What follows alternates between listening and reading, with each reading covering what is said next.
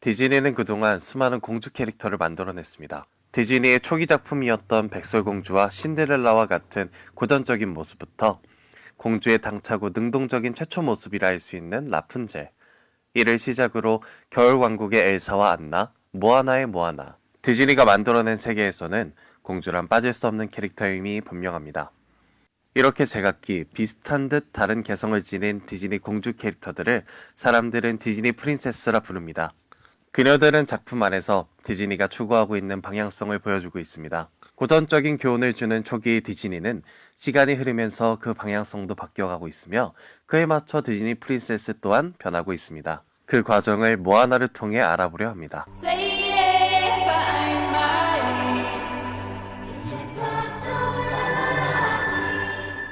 모아나는 작은 섬 모투누이 족장의 딸로 태어납니다. 그리고 할머니에게 테피티의 심장에 관한 전설을 듣게 됩니다. 그 이야기를 듣고 자란 모아나가 바다에 나가는 과정을 영화는 그리고 있는데요. 그중 어릴 적 모아나에게 바다가 테피티의 심장을 건네주는 장면을 언급하려 합니다.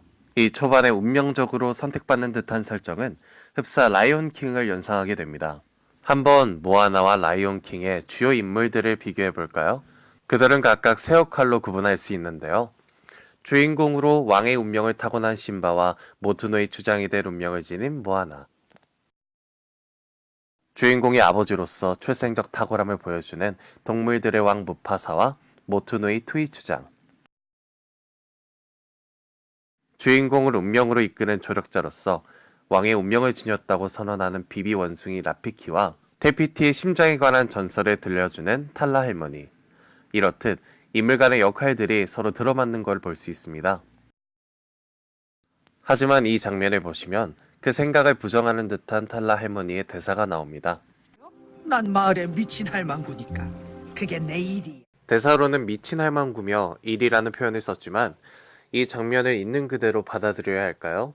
오히려 라이온 킹의 라피키 역할을 스스로 인식하며 부정하는 거라 가정하면 어떨까요?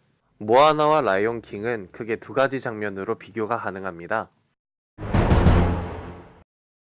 모아나는 스스로 바다 밖으로 나가고 싶어 합니다. 그러나 바다로 나가려는 시도가 실패로 끝나자 조력자 역할인 탈라 할머니에게 선택을 양도합니다. 마치 자신을 떠밀어줄 운명의 힘에 기대든 말이죠. 그러나 탈라 할머니는 모아나에게 모투노이족이 바다 밖으로 나갔었다는 모습만을 보여줄 뿐 직접적으로 모아나에게 바다로 나가야 한다는 강요를 하지 않습니다. 하지만 라이온킹에서는 다릅니다. 심바가 무파사의 환영을 보는 장면을 생각해보죠.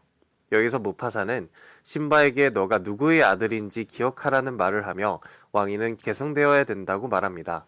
주인공을 단순 조력하는 것과 주인공에게 길을 강요하는 것, 둘 사이의 차이를 비교해 볼 수 있습니다.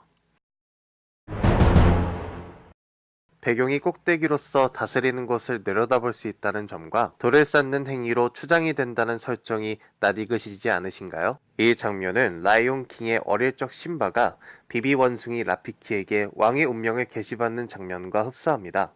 동물들이자 백성들을 내려다볼 수 있는 꼭대기라는 배경과 과일의 과육을 이마에 바르는 행위가 왕의 후계를 상징하듯 말이죠. 라이온 킹의 심바에게는 결정권이 없습니다. 스스로 자신이 왕이 되어야 한다는 의문을 지니지도 않죠. 그저 운명에 따를 뿐입니다.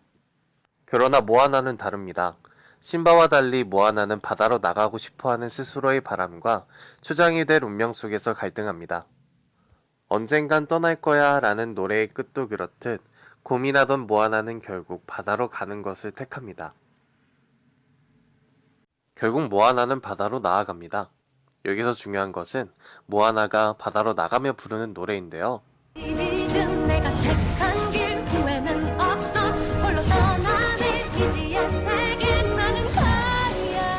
디즈니는 주로 노래씬을 넣을 때 인물의 심적인 묘사를 드러냈습니다. 그리고 바다가 부른다. 이 빛이 바다의 밤을 밝혀주며 나를 부른다. 부른다는 표현은 단순 조력의 의미로 받아들일 수 있습니다.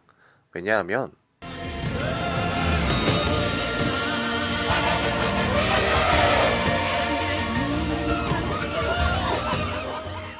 이렇게 표현하며 라이온 킹에서는 운명론적으로 이야기를 해왔기 때문입니다. 예전부터 디즈니는 운명적인 사랑과 숙명의 계승을 말했습니다. 하지만 여기서 라이온 킹과 모아나의 결정적인 차이가 드러납니다.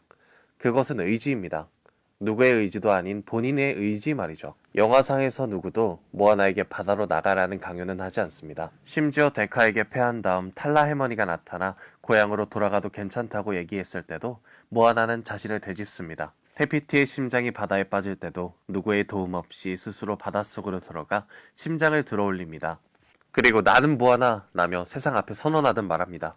자신을 이야기할 때 항상 모토누이의 모아나라고 했던 과거와는 달리 그녀 스스로의 정체성을 찾은 장면입니다.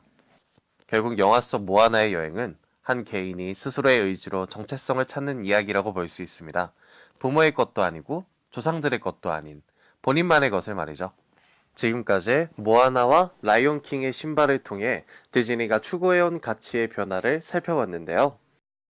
파트 2에는 모아나의 마우이와 아이언맨과의 비교를 다룰 예정입니다. 그럼 파트 2에서 뵙겠습니다.